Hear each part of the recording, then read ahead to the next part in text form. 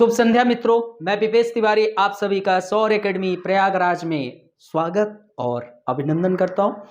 आशा करता हूं कि आप सभी लोग अच्छे, स्वस्थ एवं तंदुरुस्त होंगे और बहुत अच्छे तरीके से अपने आगामी परीक्षा की तैयारी भी कर रहे होंगे।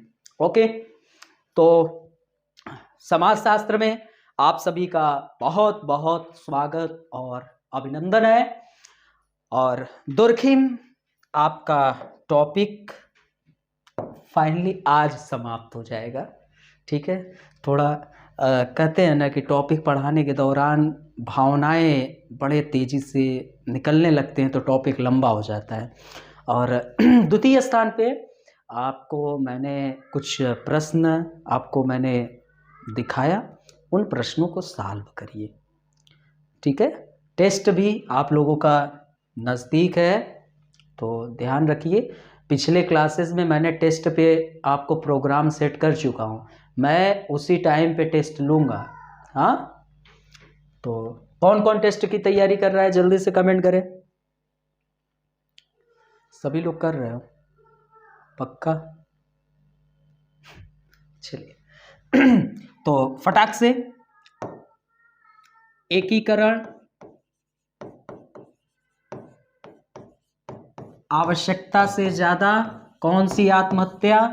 जल्दी से, परार्थवादी आत्महत्या।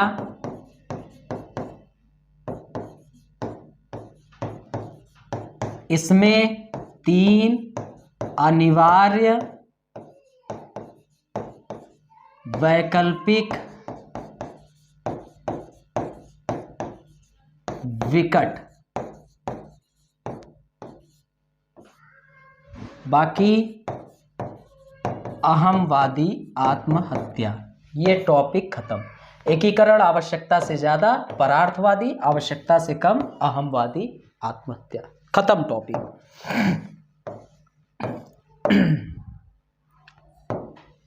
नियंत्रण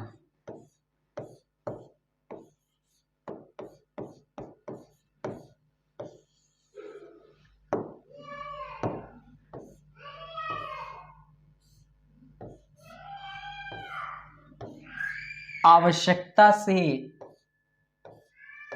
ज्यादा, आवश्यकता से कम। तो आवश्यकता से ज्यादा तो विनाशकारी आत्महत्या,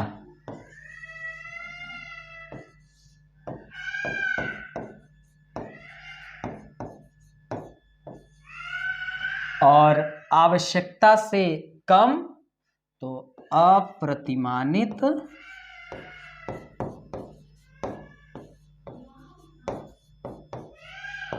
आत्महत्या।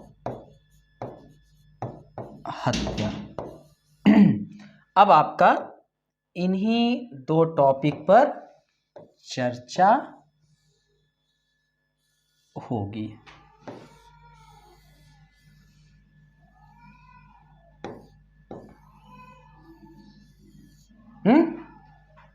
चल, तो विनाशकारी आत्महत्या की ओर बढ़ते हैं, जानते हैं कि क्या होता है विनाशकारी आत्महत्या। इसको हम लोग अन्य नाम से भी जानते हैं। एक आपका भाग्यवादी, भाग्यवादी आत्महत्या, भाग्यवादी आत्महत्या,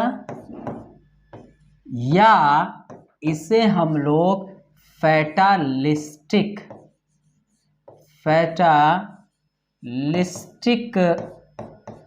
सुसाइड भी कहते हैं। तो हम लोग अब इसी क्रम में चीजों को जानते हैं। जब एक व्यक्ति के जीवन में,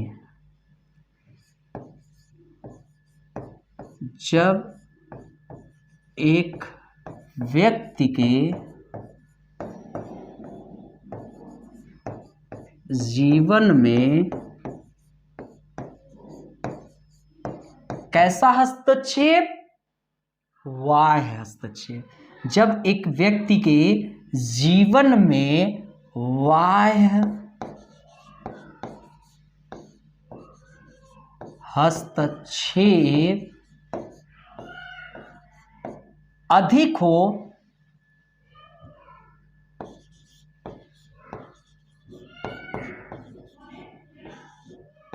एवं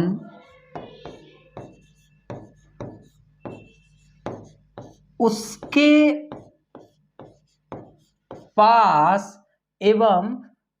पास किसी भी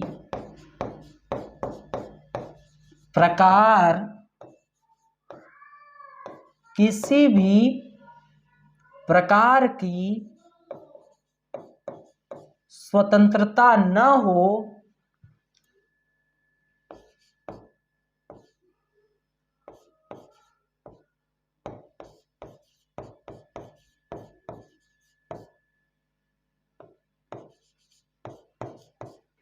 एवं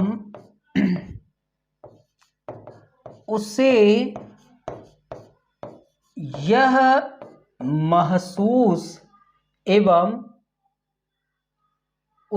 महसूस होने लगे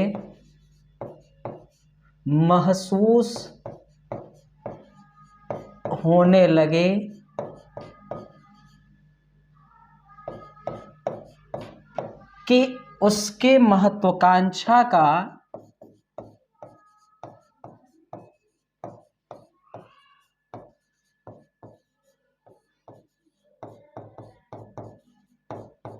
क्या हो रहा है? दमन हो रहा है। दमन हो रहा है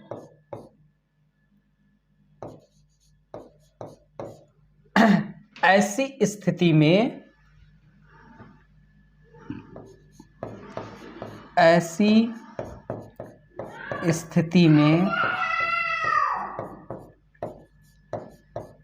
विनाशकारी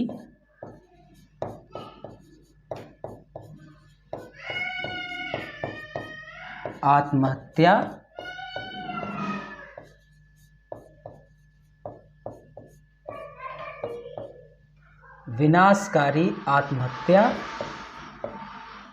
कहलाती है। ठीक है, इसके एग्जाम्पल में बड़ा इंटरेस्टिंग एग्जाम्पल है। ठीक है, विनाशकारी आत्महत्या में एग्जाम्पल को हम लेते हैं। ठीक है, एग्जाम्पल। ठीक है, तो पहले आप लोगों ने क्या समझा? विनाशकारी आत्महत्या या भाग्यवादी आत्महत्या भी इसे कहते हैं, या फैटलिस्टिक सुसाइड। सिंपल तरीके से यह समझना है कि जब एक व्यक्ति के जीवन में ये व्यक्ति है, यह व्यक्ति पुरुष और स्त्री कोई भी हो सकता है। अब इस व्यक्ति के जीवन में, ठीक है, इस व्यक्ति के जीवन में बाह्य हस्तक्षेप अधिक है। मतलब कि इधर से भी उसको हस्तक्षेप मिल रहा है, इधर से भी मिल रहा है, इधर से भी मिल रहा है, इधर से भी मिल रहा है। ठीक है, अभी आएंगे और डिटेल में। और उसको लग रहा है कि मेरे पास फ्रीडम, स्वतंत्रता बिल्कुल भी नहीं है, एवं उसे यह महसूस होने लगे कि उसके महत्वाकांक्षा का, अब जैसे मान लीजिए कि एक लड़की है, सिंपल तरीके से गर्ल्स पे आते हैं, तुम्हें 7 बजे शाम तक हर हाल में घर आ जाना है। मान लो कि उसको कोई ऐसा जॉब मिला है जिसमें 8 या 9 बजे तक छुट्टी मिलेगी, तो उसको वह जॉब नहीं करने दिया जाएगा। मान लो कि किसी भी प्रकार से उसको जॉब मिल गई, प्लस वो बाहर जा रही है तो इधर से उसको लोग जैसे गेट आउट, तो आउट, तो क्या होता है कि उसके ऊपर बहुत ज़्यादा दबाव है। बाहर निकली, कोई मान लो कि रास्ते में उसको किसी भी प्रकार का अभद्र कमेंट का सामना करना पड़ा, तो यहाँ से उसको हस्तक्षेप मिला। प्लस किसी वैवाहिक समारोह में वह सम्मिलित हुई, तो उसके रिलेटिव, अरे बिटिया तो बहुत सयानी हो गई है, अब तो इसकी शादी करने की उम्र आ गई है। अब क्या पढ़ा लिखा रहे हो, क्या जॉब करती है? हमारे घर की लड़कियां बाहर जॉब थोड़ी करती हैं। तो यहां से भी उसको हस्तक्षेप हुआ। प्लस जहां वह मान लो कि जॉब कर रही है, वहां जॉब करने गई तो कार्यस्थल पे भी उसको तमाम प्रकार के कठिनाइयों का सामना करना पड़ रहा है। हो सकता है कि वहाँ पर समान कार्य के लिए समान वेतन की पद्धति भी न देखने को मिले। जैसे क्या होता है कि एक पुरुष एक कार्य को कर रहा है, उसको 10,000 मिल रहा है, वही कार्य स्त्री कर रही है तो उसको 5,000 दिया जा रहा है। तो वहाँ पर भी उसको मान लो कि देखने को मिला। अब आगे चलकर उसके खुद के व्यक्तिगत जिंदगी में भी बढ़ा, तो वो अपने आप को फ्री महसूस नहीं हो पा रही है, और यह महसूस होने लगा है कि उसके जो महत्वाकांक्षा है, जो ये होता है ना कि मेरे पंख लगे हैं लेकिन फिर भी मैं उड़ नहीं पा रही हूँ, जबकि मेरे ऊपर वो क्षमता है कि हम उस बाज की ऊंचाई को छू ले। जिस ऊंचाई में वह उड़ता है उस ऊंचाई तक उसके अंदर उड़ने की क्षमता है, लेकिन वह फिर भी उड़ नहीं पा रही है। उसके पास बहुत कुछ करने की ताकत है, लेकिन वह फिर भी एक जगह पर सीमित हो गई है। तो उसे यह महसूस होने लगा कि उसके महत्वाकांक्षाओं का दमन हो रहा है।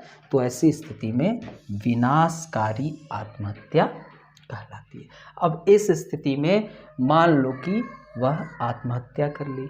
अभी आपको बहुत बेस्ट एग्जाम्पल की ओर लेके चलते हैं, बहुत अच्छे एग्जाम्पल की ओर, ठीक है, तो जहां पर आप और अच्छे से समझेंगे।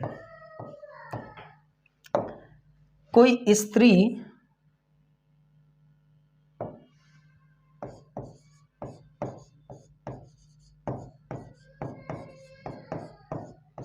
जो क्या है, संतान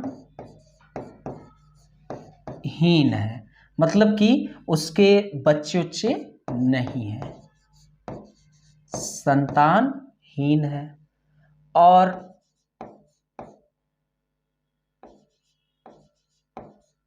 समाज उसे दूसरे पुरुष से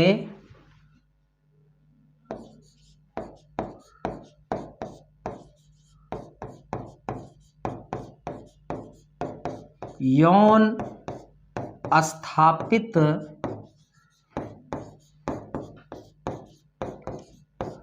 करने की,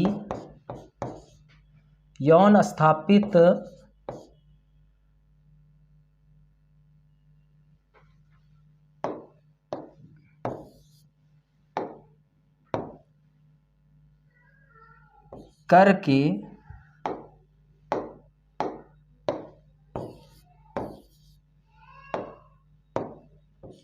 करके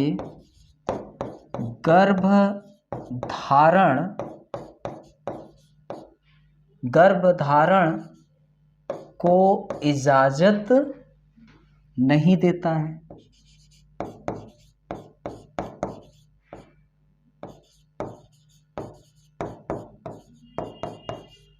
तो ऐसी स्थिति में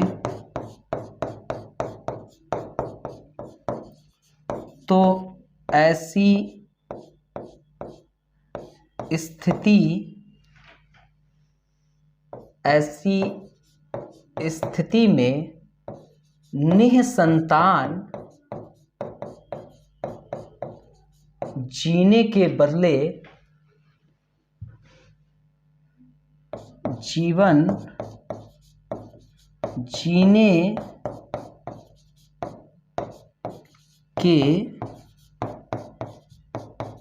बदले वह आत्महत्या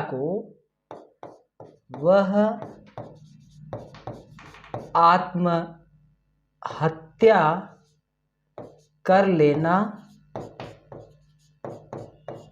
एक उपाय समझती है। समझ रहे कुछ? कोई स्त्री जो क्या है, संतानहीन है। अब मान लो कि ये एक महिला है, इसके बच्चे नहीं हैं, संतानहीन है। हमारे समाज में इनके लिए कई प्रकार के शब्द भी अभद्र बोला जाता है, बांझ, और भी कई अभद्र भाषाओं का प्रयोग किया जाता है।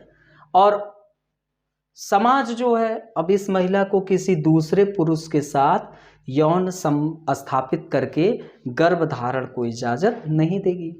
लेकिन अब वह संतानहीन है, तो मान लो कि किसी पारिवारिक लड़ाई हुई तो ऐसे ही बोला जाएगा ना, अच्छा हुआ ये करे। जैसे ये होता है ना, तमाम प्रकार की उंगली को पीठ ऐसे दबा के, और तभी तोरे कोनो संतान नहीं भय, कोई लड़का ही नहीं भय, है ना, ऐसे बोलता है।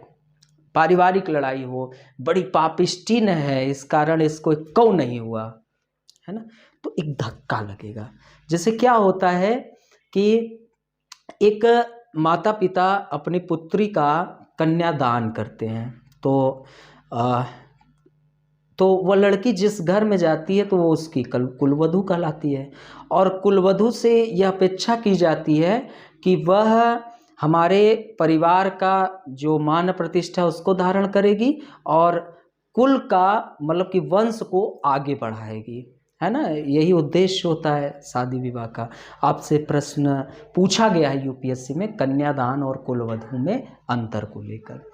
तो अब मान लो कि वह उसको कोई बच्चा नहीं हुआ, है ना, तो अब उसको समाज बार बार प्लस परिवार भी प्लस और भी तमाम प्रकार के शब्दों से इतना उसको बोल दिया जाएगा कि उसका मन भर जाएगा और उसको लगेगा कि नहीं, बहुत कुछ स्थिति गड़बड़ है, और निसंतान जीवन जीने के बदले वह आत्महत्या कर लेना एक उपाय के तौर पर समझती है।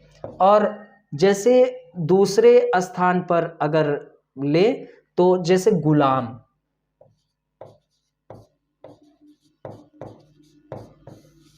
ठीक है, कौन? गुलाम।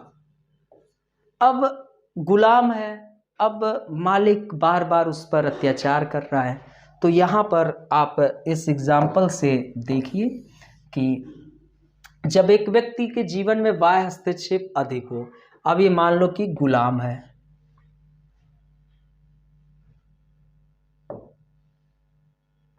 मान लो कि यह कोई गुलाम है, बाह्य हस्तक्षेप बहुत ज़्यादा है और किसी भी प्रकार की स्वतंत्रता नहीं है। जब आपको मैं एक टॉपिक पढ़ाऊंगा कामीन, है ना, आपको मैं पढ़ाऊंगा बहुत अच्छा, जिसको जमींदारी प्रथा कहते हैं, बड़ा डिटेल में पढ़ाऊंगा, बहुत इंटरेस्टिंग टॉपिक है जमींदारी प्रथा।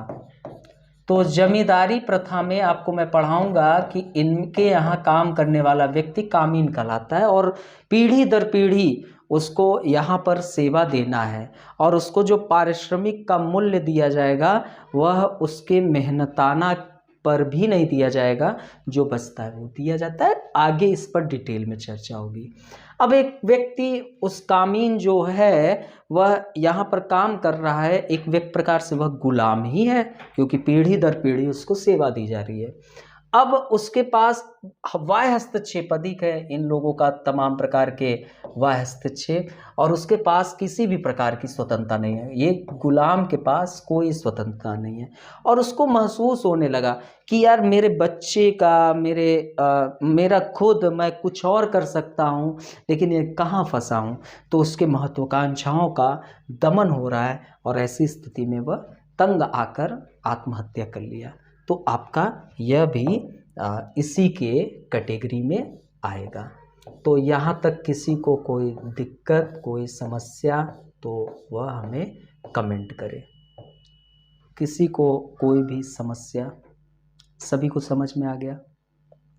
चलिए अब आते हैं आपका नेक्स्ट। तो ये जो आपका विनाशकारी आत्महत्या है, जब नियंत्रण आवश्यकता से अधिक हो जाए तब यह आत्महत्या देखने को मिलता है। ठीक है, तब यह आत्महत्या देखने को मिलता है।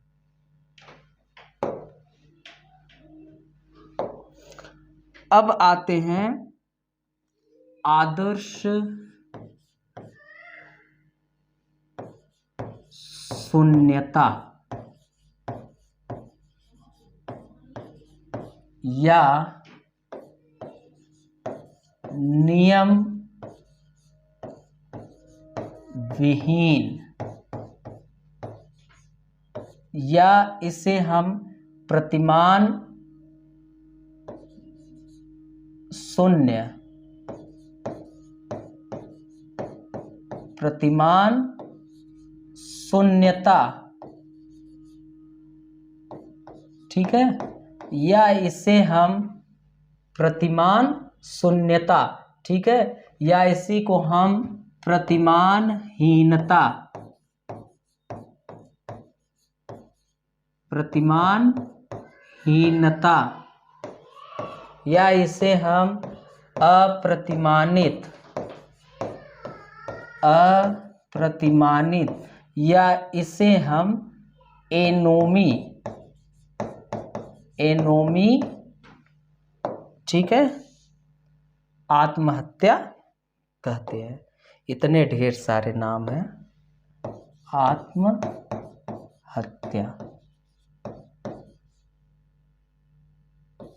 ठीक है,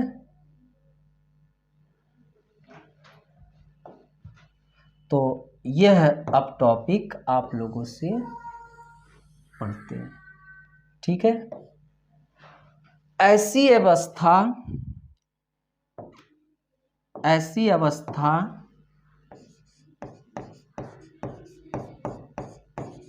जिसमें मानदंड क्या हो जाते हैं, जिसमें मानदंड क्या हो जाते हैं, मानदंड विलुप्त हो जाते हैं। क्या हो जाते हैं? विलुप्त हो जाते हैं। अर्थात जब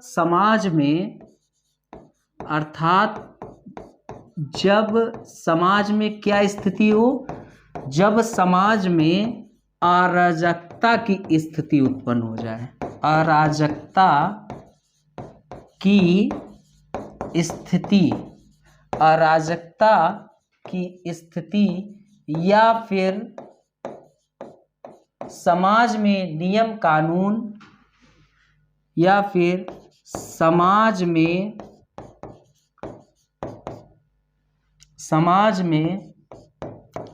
नियम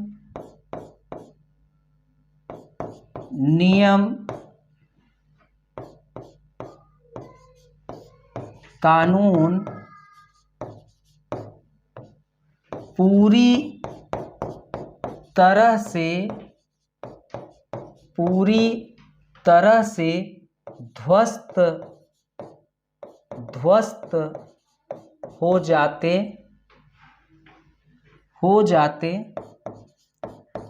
जिसमें व्यक्ति को पता नहीं, जिसमें व्यक्ति को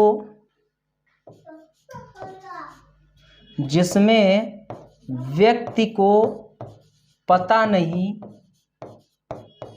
जिसमें व्यक्ति को पता नहीं, ठीक है, चलता कि वह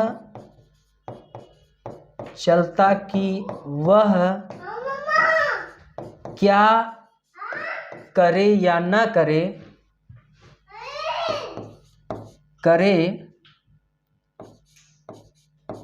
या न करे, ऐसी स्थिति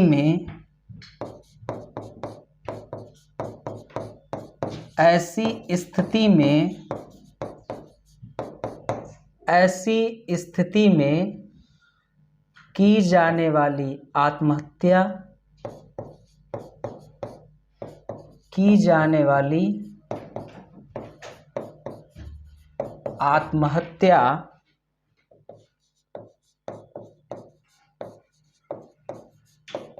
आपका क्या कहलाती है? अप्रतिमानित आत्महत्या कहलाती है। अप्रतिमानित आत्महत्या कहलाती है। ठीक है, मतलब कि अगर सिंपल शब्दों में, एक शब्दों में कहें कि सामाजिक नियम बिल्कुल निरर्थक, सामाजिक नियम बिल्कुल निरर्थक, आदर्श बिल्कुल शून्य है, मापदंड बिल्कुल शून्य, नियम विहीन, बिल्कुल नियम विहीन।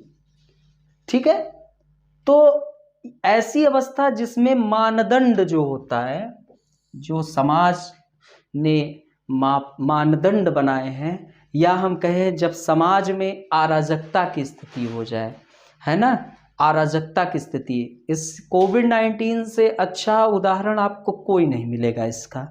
या फिर समाज में नियम कानून पूरी तरीके से बिल्कुल ध्वस्त है, बिल्कुल तहस नहस है, जिसमें व्यक्ति को पता ही नहीं चलता है कि अब मुझे करना क्या है या न करे, क्या करे या न करे। ऐसी स्थिति में की जाने वाली आत्महत्या अप्रतिमानित आत्महत्या कहलाती है। अगर हम अन्य शब्दों में कहें,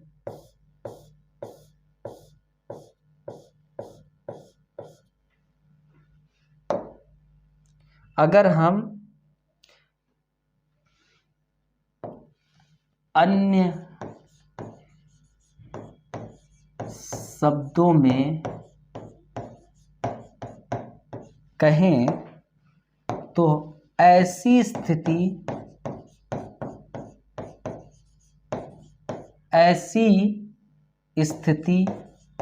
या वह दशा जिसमें पहले से उपस्थित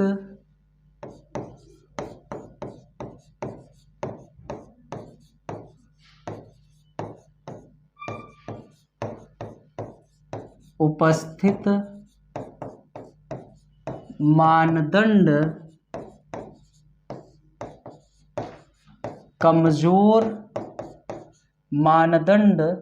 कमजोर एवं हमारे व्यवहारों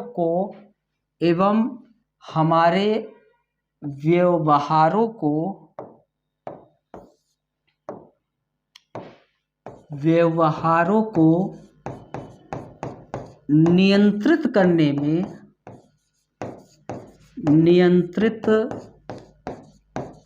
में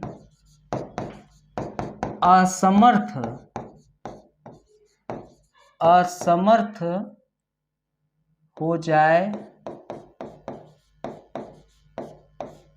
ऐसी स्थिति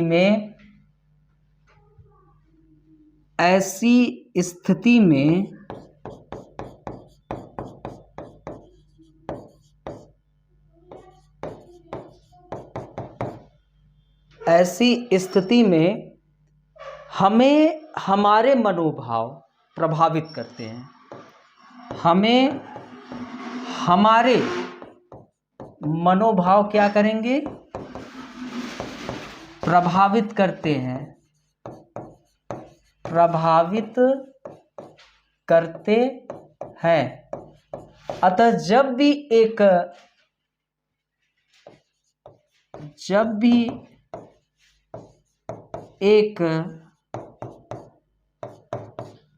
असामान्य परिस्थिति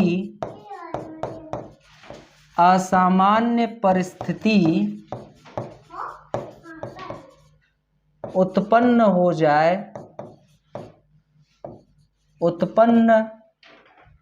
हो जाए जिसमें सही एवं गलत,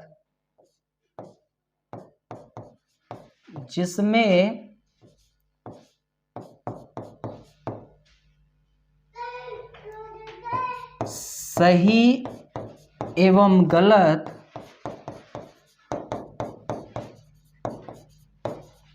तय करना संभव न रह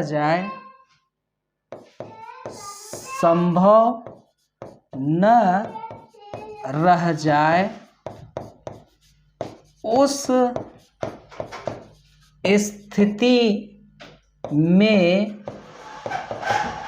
हम क्या कर लेते हैं, आत्महत्या कर लेते हैं। गेट आउट को समर्थ, अब दोबारा मत आना, ठीक है। तो ऐसी स्थिति या ऐसा दशा फील करो, ऐसी स्थिति या ऐसा दशा जिसमें पहले से उपस्थित जो मानदंड है वो कमजोर हो रहे हैं एवं हमारे व्यवहारों को नियंत्रित कर पाने में असमर्थ दिखाई दे रहे हैं। ऐसी स्थिति में हमें हमारे मनोभाव प्रभावित करते हैं, जो हमारे मन के अंदर आ रहा है। अतः जब भी एक असामान्य परिस्थिति उत्पन्न हो जाए जिसमें सही एवं गलत तय नहीं कर पा रहे हैं कि क्या सही हो रहा है क्या गलत हो रहा है, और उस स्थिति में हम क्या कर लेते हैं, आत्महत्या कर लेते हैं। अब इसके एग्जाम्पल में आते हैं, तब आते हैं आपको प्रक्रियाओं में।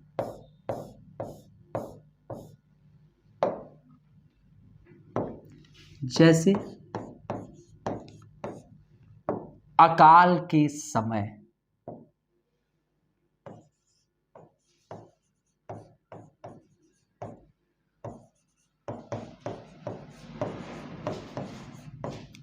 भूख से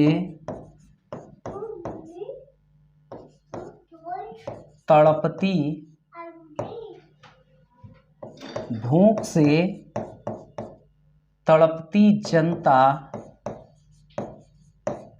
किसी तरह भोजन चाहती है, किसी तरह क्या चाहेगी, भोजन चाहती है। वह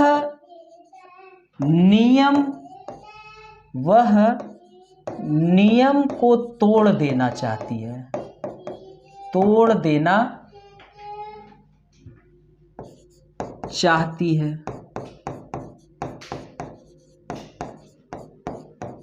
या वह आत्महत्या कर लेती है। तो यह नियम विहीन आत्महत्या कहलाती है। यह नियम विहीन आत्महत्या कहलाती है, कहलाती है। समाज में भीषण दहेज प्रथा बड़ा सुंदर एग्जाम्पल है। देखिए, समाज में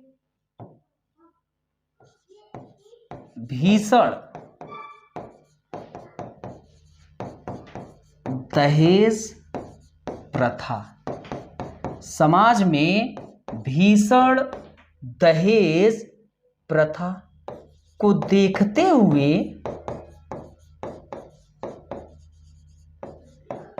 गरीब पिता की लड़की,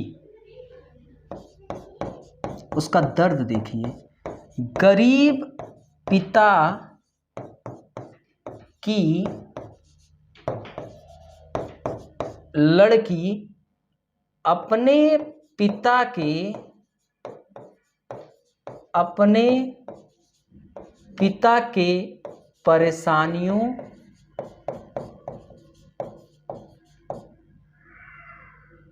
परेशानियों मजबूरियों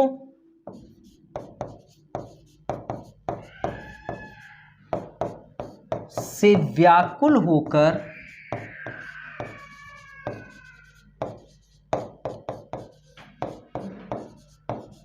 आत्महत्या कर लेना। ठीक है, व्याकुल होकर क्या कर लेना? आत्महत्या कर लेना। अर्थव्यवस्था में अकस्मात मंदी की स्थिति, अर्थव्यवस्था में अकस्मात उत्पन्न मंदी। दक्षिण भारत में किसानों की आत्महत्या, दक्षिण भारत में किसानों का आत्महत्या कर लेना।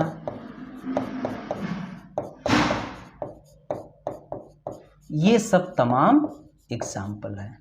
तो समझिए, अभी कोविड के काल में भी यह स्थिति देखने को मिली। तो सर्वप्रथम हम आपसे क्या डिस्कस किए, ये जो आपको नियंत्रण आवश्यकता से कम की स्थिति में अप्रतिमानित आत्महत्या देखने को मिलती है। अर्थात कि अगर हम इसको एक शब्द में कहें कि सामाजिक नियम बिल्कुल निरर्थक, लेकिन इसको हम थोड़ा परिभाषित करें तो ऐसी अवस्था जिसमें मानदंड विलुप्त। अब मान लो कि चारों तरफ बेरोजगारी का बिल्कुल माहौल बढ़ जाए, बहुत ज्यादा, सौर्य तुमको भी पीटेंगे और उसके साथ साथ तो वो छोटा है। अब तुम यहां क्या करने आए हो? उसको रहने दो, जाओ तुम। उसको रुलाओगे अभी और रोएगा, डिस्टर्ब करेगा, जाओ। तो ऐसी अवस्था जिसमें मानदंड क्या है? विलुप्त है। ठीक है। अब जैसे कोविड-19 की स्थिति देखो। कोविड-19 में क्या हुआ कि अचानक 23 मार्च था क्या, यह देखने को मिला कि लॉकडाउन की स्थिति, धीरे धीरे यह लॉकडाउन बढ़ता चला गया। कई व्यापारी परेशानों की स्थिति में हो गए, कई टीचर भी परेशान की स्थिति में हो गए, कई दिहाड़ी मजदूर हो गए, कई गरीब, सब एक टोटल शुरू से लेकर अंत तक सभी लोग बिल्कुल परेशानी की स्थिति में आ गए कि अब कैसे खर्चे चले। कई प्रकार के आपको अपराध भी देखने को मिला होगा, कई व्यापारी, सब लोग व्याकुल की स्थिति में आ गए। अब मान लो कि ये स्थिति और भयावह होता तो इसमें मानदंड क्या हो जाते हैं? अगर हम करें कि हमारा पेट नहीं भर रहा है तो अगर बगल किसी का दुकान है तो हम लूटेंगे कि नहीं, या तो दूसरी स्थिति की मर जाए। क्या मतलब है ऐसे जीने से अच्छा? तो ये देखिए, तो मानदंड विलुप्त हो जाए, समाज में अराजकता की स्थिति है, व्यक्ति के सामने कोई विकल्प नहीं है। तो इसमें अब ये नहीं दिखाई देगा कि व्हाट इज कॉन्स्टिट्यूशन, हम भारत के लोग भारत को एक संपूर्ण प्रभुत्व संपन्न समाजवादी पंथ निरपेक्ष बनाने के लिए हम आगे बढ़ेंगे, है ना, लोकतंत्र गणराज्य, उसके लिए क्या रहेगा? What is fundamental rights, what is directive principles, कुछ नहीं। क्या ड्यूटीज, क्योंकि वो बिल्कुल व्याकुल हो गया है, अराजकता की स्थिति उत्पन्न हो गई है ना। अराजकता की स्थिति उत्पन्न हो गई है। क्या है?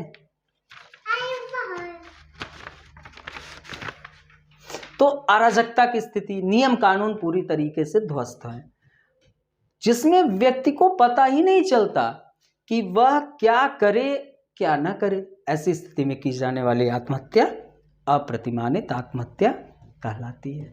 अर्थात कि दूसरे शब्दों में कहें कि वह दशा जिसमें पहले से उपस्थित मानदंड कमजोर हो रहा है एवं व्यवहारों को नियमित करने में असमर्थ हो जाए। तो ऐसी स्थिति में हमें हमारे मनोभाव प्रभावित करते हैं।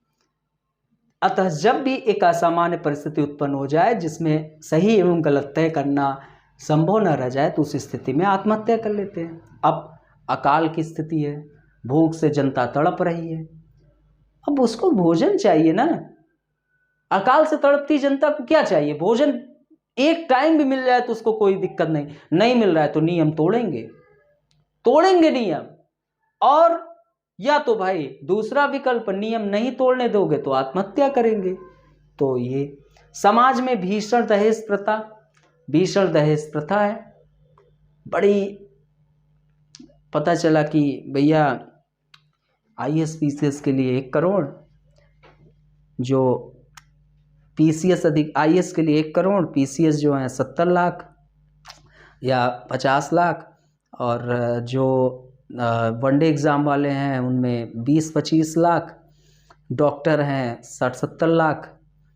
तो ये सब चीज़ें देखने को मिल रही हैं। अब क्या हुआ कि इसमें एक परिवार है, ये एक परिवार है, बिटिया पैदा हुई। चलो बेटी पैदा हुई, कुछ लोग खुशी भी होते हैं, कुछ लोग दुखी भी होते हैं। लेकिन जैसे ही बेटी पैदा हुई, पिता को वर्क जो कार्य है उसको बढ़ा देना पड़ा। बढ़ा रहा है, पढ़ा भी रहा है, बेरोजगारी का आलम है, नौकरी कहीं दिखाई नहीं दे रहा है, संघर्ष कर रही है। लेकिन एक ऐसी स्थिति आ जाती है जहाँ पर विवाह भी करना है, क्योंकि पीछे से समाज, रिश्तेदार ये तो ऐसे पड़े रहते हैं कि जैसे उनको कुछ काम ही नहीं है, दूसरों के घर में दखल अंदाजी देना उनको बड़ा पसंद है। अब पिता को परेशान ये बेटी देख रही है। 2-4 रिश्ते भी आए, कोई कह रहा है कि 13 लाख, लड़की में ये कमी है। कोई कहा कि लड़की थोड़ी मोटी है इस कारण 15 लाख।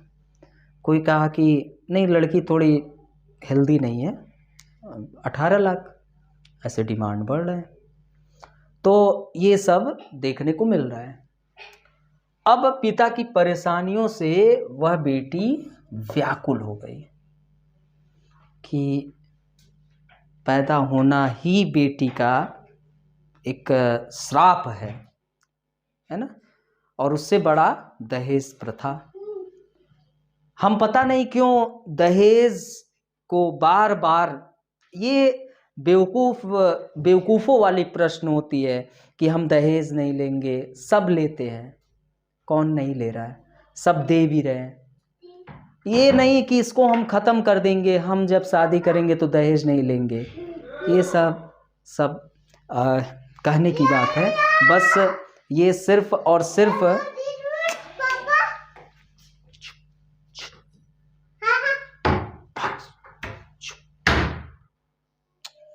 यार, ये तो हद कर दिया है यार। तो ये सब सिर्फ कहने की बातें हैं। दहेज खुल के चल रहा है हमारे समाज में, है ना। पढ़े लिखे तो और ज़्यादा इसको आगे लेके चल रहे हैं। जीवन में शादी मत करो यार, अगर यही दहेज ही लेना है। क्या मतलब है? दहेज वहेज बहुत बड़ी गंदी बीमारी है और इसको बिल्कुल ख़त्म करने की कोशिश करिए। हम आप नहीं ख़त्म करेंगे तो कौन करेगा?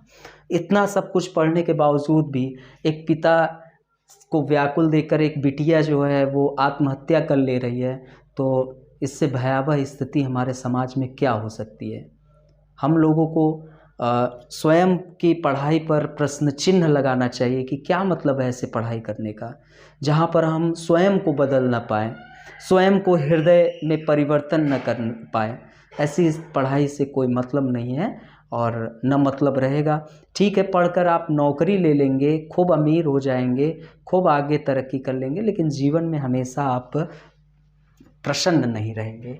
तो ये चीज़ें आपका, अब जैसे अर्थव्यवस्था में अकस्मात मंदी उत्पन्न हो गई, उसमें व्याकुल होकर आत्महत्या, और दक्षिण भारत में किसानों की भी आत्महत्या, ऋण के एक जंजाल में फंस जाते हैं, है ना। आपको ये पता होगा कि कृषि में मौसमी बेरोजगारी होती है, प्रच्छन्न बेरोजगारी होती है, छिपी हुई बेरोजगारी होती है ना, ये सब आपको पता है। तो अब क्या होता है कि किसान एक मौसम के समय में आता है, जो पैदावार हुई उसी से उसका धन, मतलब कि धन अर्जित करता है और उसी से अपने परिवार का जीविकोपार्जन करता है। अब मान लो कि उसने ऋण लेकर क्या काम किया, ऋण लेकर उसने एक खेत में पूरा अनाज उपजाया। मान लो कि प्रकृति का लाठी जो होता है वो बड़ा खतरनाक होता है। मान लो कि बारिश बहुत ज़्यादा हो गई, फसल बर्बाद, या नहीं हुई तो भी बर्बाद। तो ऐसी स्थिति में अब उसको अपने जीविकोपार्जन के लिए भी ऋण लेना पड़ रहा है, और जीविकोपार्जन के लिए भी उसको ऋण लेना पड़ रहा है, और ऐसे करके वो ऋण के जंजाल में फंस जाता है। तो फिर वही निकल के आती है कि टूटी माला जैसे बिखरी किस्मत आज किसान की, अमवा की डाली पर देखो टंगी लाश ईमान की। अखबारों की रद्दी में सिर्फ एक समाचार बन जाता है कि वह किसान आत्महत्या कर लिया। क्या उसके पीछे कारण है, उसके पीछे की स्थिति जानने का प्रयास करें, और उस स्थिति को ख़त्म करने की भी भारत सरकार को कोशिश करनी चाहिए। क्योंकि किसान अगर हमारे यहाँ दुखी हो गया, वह असंतुष्ट रह गया, तो फिर इस देश को जो स्थिति है उसको बिगड़ने में टाइम नहीं लगेगा। तो ये चीज़ें हैं। तो ये आत्महत्या, यह भी आपका अप्रतिमानित आत्महत्या कहलाएगी। तो ये दुर्खिम पूरा का पूरा विश्लेषण किए, पूरा सबको समझ में आ गया। तो दुर्खिम की आत्महत्या टॉपिक यहीं पर समाप्त हो गया। अब हम आएंगे आपको आलोचना में।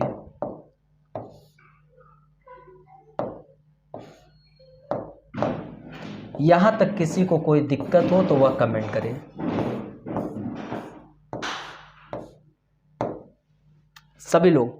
सभी लोग पढ़ लीजिए, जल्दी से कमेंट करिए। यहाँ तक आप लोगों को समझ में आ गया है? कोई भी दिक्कत हो तो आप प्रश्न पूछ सकते हैं।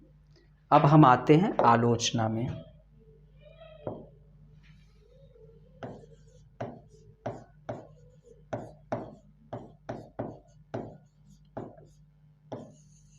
ठीक है, अब अगर देखा जाए तो दुर्खिम द्वारा प्रतिपादित जो आत्महत्या का सिद्धांत है, यह समाजशास्त्र में उनका अभूतपूर्व एक शास्त्रीय योगदान तो जरूर है। ठीक है, एक शास्त्रीय योगदान जरूर है, इसमें कोई दो राय नहीं।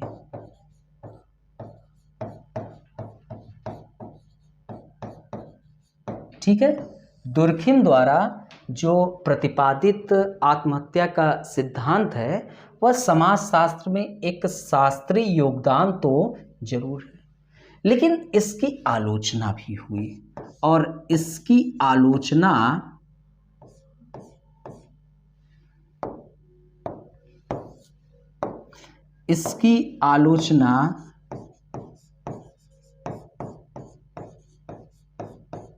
इसके सामाजिक यथार्थवाद के कारण हुई। सामाजिक यथार्थवाद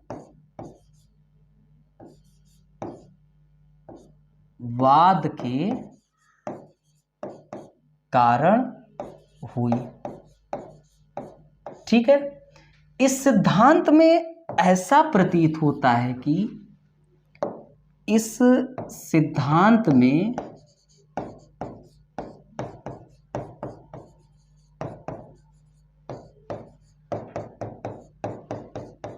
ऐसा प्रतीत होता है कि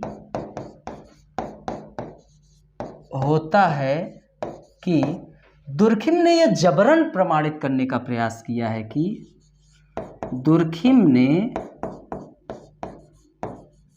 यह जबरन प्रमाणित करने का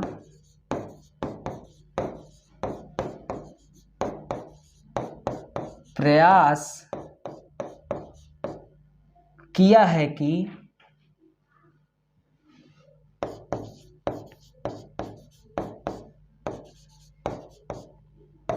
आत्महत्या के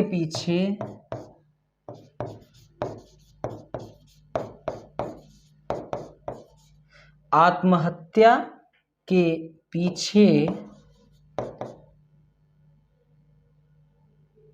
एकमात्र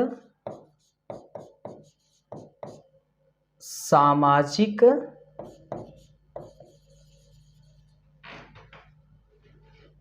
होते हैं।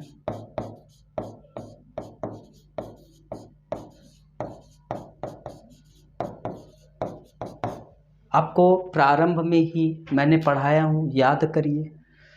तो पहली चीज तो इनकी आलोचना जो हुई वह किसके कारण हुई? जो आत्महत्या का सिद्धांत, सामाजिक यथार्थवाद के कारण।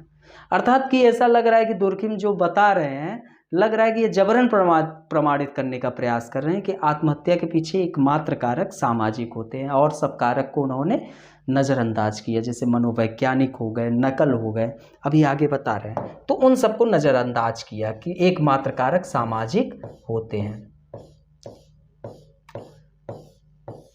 सामाजिक कारक सर्वप्रमुख कारक हो सकते हैं, ऐसी बात नहीं है। सामाजिक कारक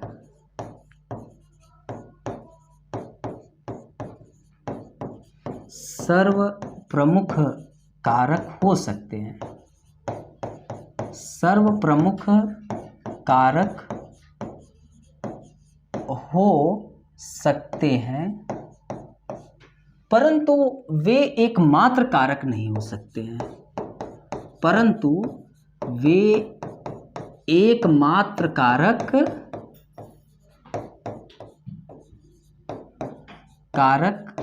नहीं हो सकते हैं, परंतु वे एकमात्र कारक नहीं हो सकते हैं, नहीं हो सकते हैं।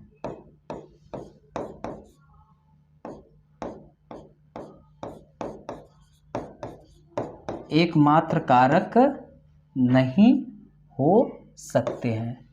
वैज्ञानिक रूप से यह एक प्रामाणिक तथ्य है। वैज्ञानिक रूप से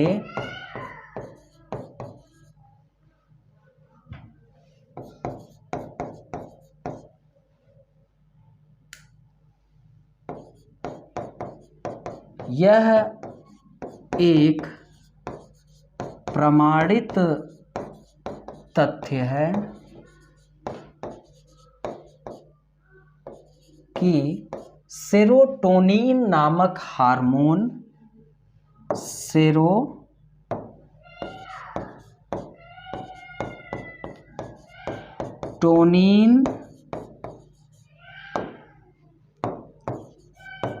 नामक हार्मोन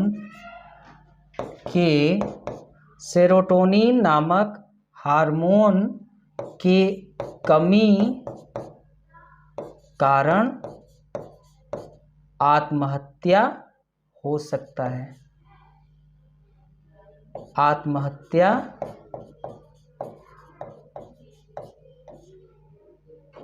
हो सकता है। ठीक है, तो ये चीज़ें अब आपको क्लियर हो रही है। मैं जो बता रहा हूँ कि इसकी आलोचना इसके सामाजिक यथार्थवाद के कारण। देखिए, ये चीज़ मैं नहीं कह रहा हूँ, दुर्खिम का यद्यपि आत्महत्या का सिद्धांत समाजशास्त्र में एक शास्त्रीय योगदान है, लेकिन इनकी जो आलोचना हुई इनके सामाजिक यथार्थवाद के कारण हुई। यह आप जबरन प्रमाणित करने का प्रयास कर रहे हैं कि आत्महत्या के पीछे एकमात्र कारक सामाजिक होता है, ऐसा बिल्कुल नहीं है। सामाजिक कारक मैं मान रहा हूँ कि एक सर्व प्रमुख कारक है, लेकिन एकमात्र कारक ऐसा हम स्वीकार नहीं कर सकते हैं। यह वैज्ञानिक तथ्य से यह प्रमाणित है कि बिल्कुल स्पष्ट है कि सेरोटोनिन नामक हार्मोन की कमी के कारण भी लोग आत्महत्या करते हैं। ये जो सेरोटोनिन जो हार्मोन है,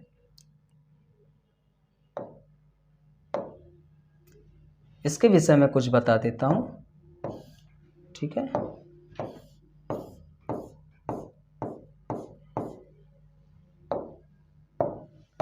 सेरोटोनिन हार्मोन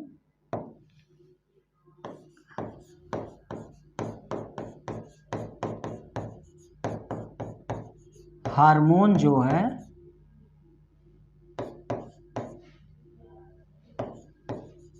एक ब्रेन केमिकल है, और यह कहाँ पाया जाता है? यह हमारे दिमाग में पाया जाता है, दिमाग में पाया जाता है। यह अमीनो एसिड ट्रिप्टोफैन, यह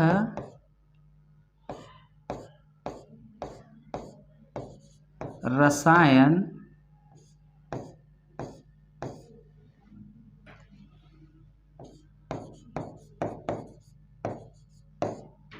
अमीनो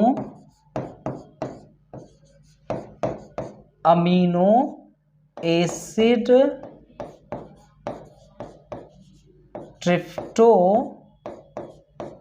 ट्रिप्टोफैन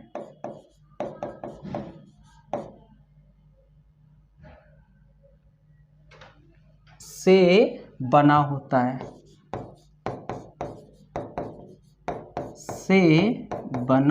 होता है,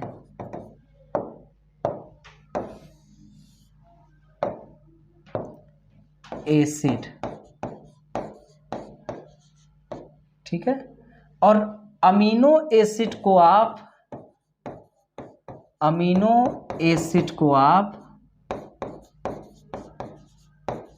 अच्छे डाइट से ग्रहण कर सकते हैं। डाइट अच्छा रहे तो उसके जरिए आप ग्रहण कर सकते हैं। डॉक्टर इसको फील गुड हार्मोन भी कहते हैं। डॉक्टर जो का कहना है, यह जो हार्मोन है फील गुड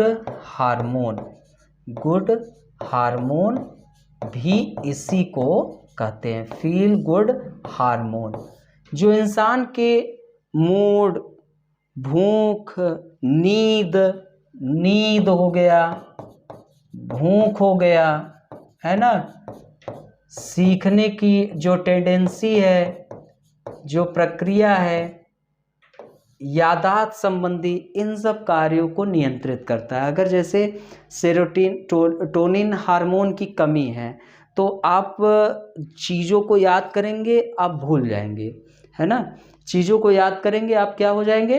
भूल जाएंगे। आपको नींद ज़्यादा से ज़्यादा आएगी, भूख बहुत कम आएगी, सीखने की टेंडेंसी आपकी बड़ी कमज़ोर होगी। तो ये जो सेरोटोनिन हार्मोन है एक ब्रेन केमिकल है, हमारे दिमाग में पाया जाता है, और यह रसायन अमीनो एसिड ट्रिप्टोफैन से बना होता है।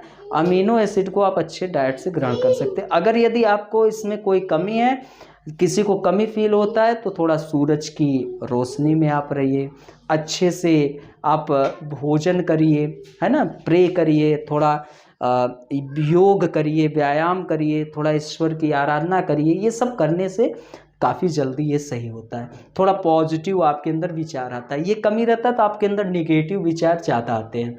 तो ये वैज्ञानिक रूप से प्रमाणित तथ्य है कि सेरोटोनिन नामक हार्मोन की कमी के कारण भी लोग आत्महत्या करते हैं। जिनके अंदर ये हार्मोन कम होगा, अब उनको बार बार असफलता का मुंह लग रहा है, बार बार उनको भूख नहीं लग रही है, सीखने की टेंडेंसी कमज़ोर है, नींद आ रही है, विचलित है अपने मन मस्तिष्क में, बहुत परेशान है, तो ऐसे लोग आत्महत्या कर लेते हैं। ठीक है। एक ग्रेवियर टार्डे ने भी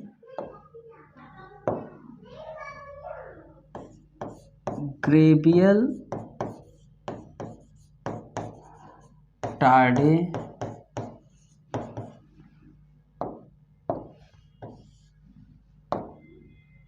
ने यह प्रमाणित करने का ग्रेवियर टार्डे ने भी यह प्रमाणित करने का प्रयास किया कि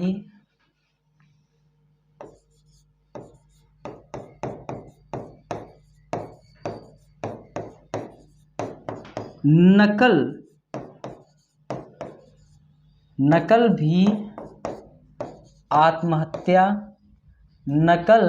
भी आत्महत्या का एक प्रमुख आधार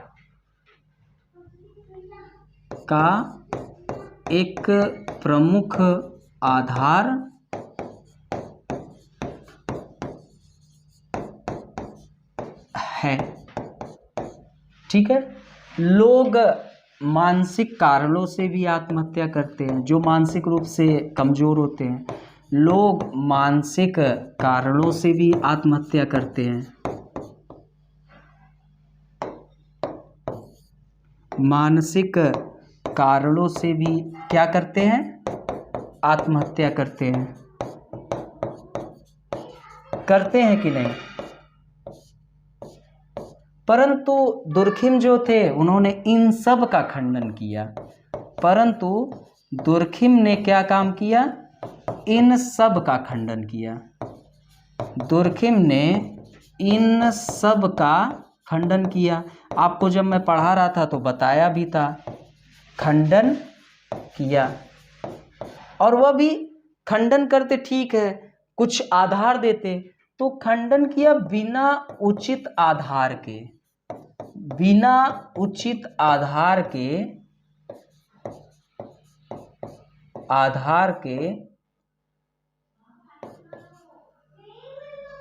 इन्होंने खंडन किया। अंततः हम इसे कह सकते हैं कि यह जो दुर्खिम के आत्महत्या का सिद्धांत है, यह रूढ़िवादी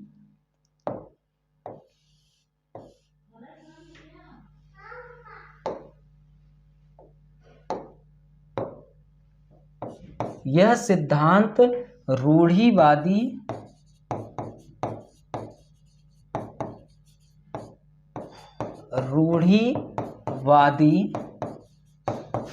प्रयोजनवाद से ग्रसित है।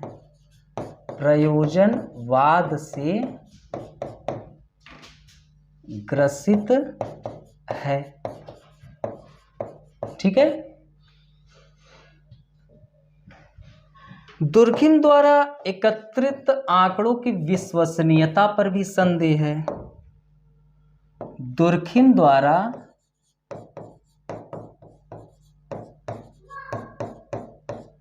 एकत्रित आंकड़ों की विश्वसनीयता पर भी संदेह किया गया है।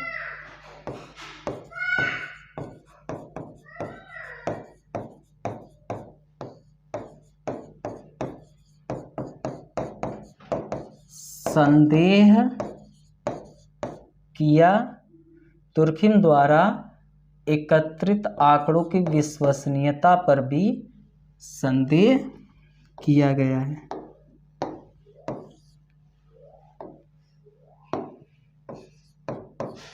एकत्रित आंकड़ों की विश्वसनीयता पर भी संदेह किया गया है।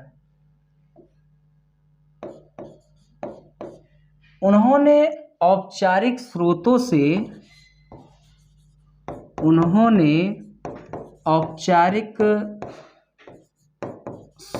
से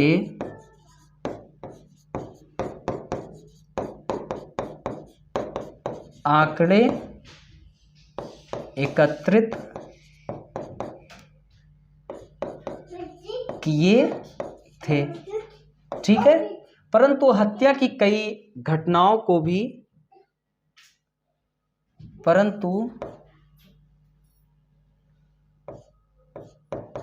हत्या की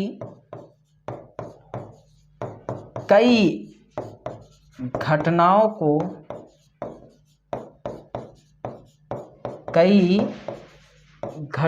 को भी आत्महत्या के रूप में दर्ज कराया जाता है।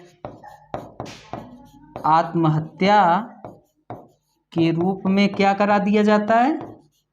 दर्ज कराया जाता है। कराया जाता है कि नहीं? कराया जाता है। एवं आत्महत्या को भी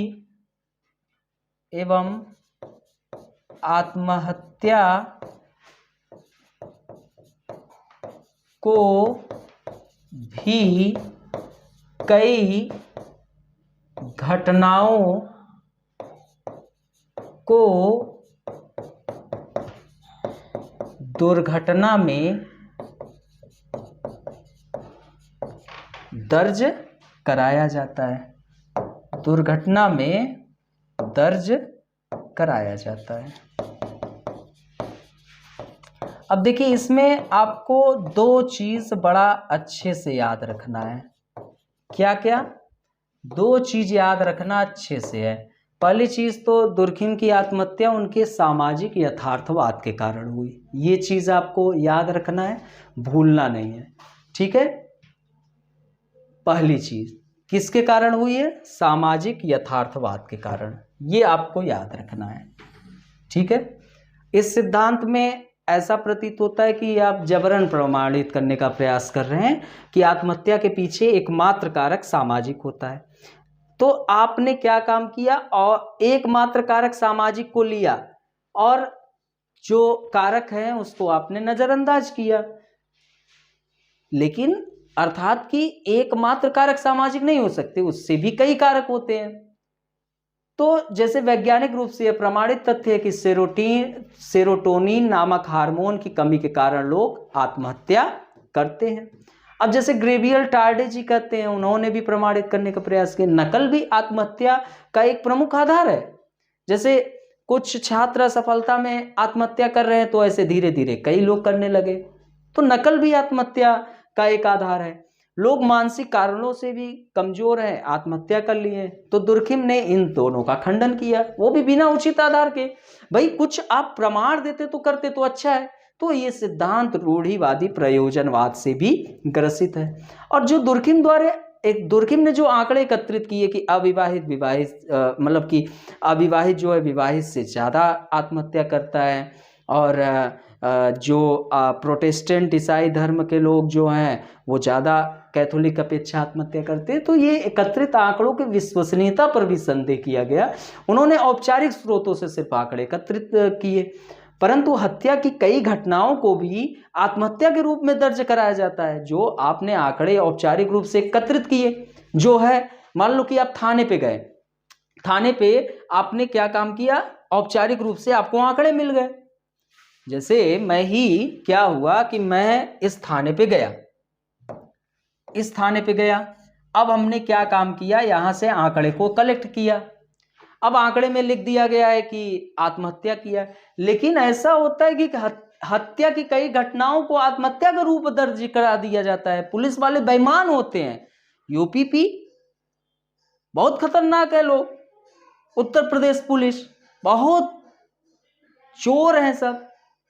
तो हत्या की कई घटनाओं को क्या कर दिया? आत्महत्या का रूप दे दिया गया, एवं आत्महत्या को भी कई घटनाओं को दुर्घटना में दर्ज। आत्महत्या की जो घटनाएं हैं, आत्महत्या की घटना थी, पता चला पैसा वैसा मिला, उसमें किसी का नाम मान लो कि लिख दिया, तो उसको एक घटना का रूप दे दिए।